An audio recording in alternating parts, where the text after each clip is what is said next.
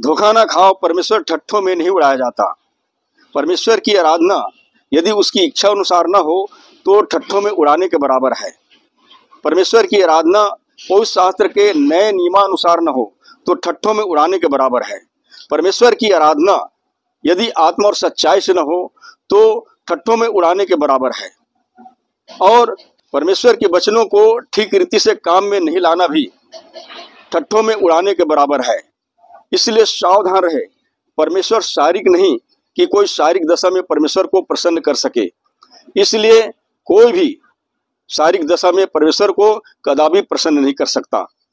इसलिए प्रियों, उस राज्य को पाकर जो हिलने का नहीं, हमें कृतज्ञ होनी चाहिए और भक्ति और भय के साथ परमेश्वर की आराधना को ऐसा करनी चाहिए जिससे कि वह प्रसन्न होता है। धोखा ना खाओ, परमेश्वर ठट्ठों में नहीं उड़ाया जाता।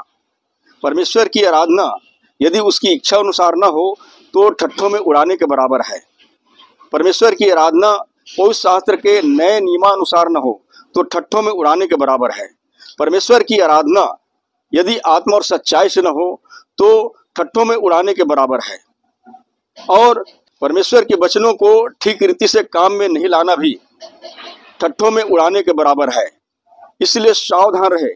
परमेश्वर शारीरिक नहीं कि कोई शारीरिक दशा में परमेश्वर को प्रसन्न कर सके। इसलिए कोई भी शारीरिक दशा में परमेश्वर को कदापि प्रसन्न नहीं कर सकता।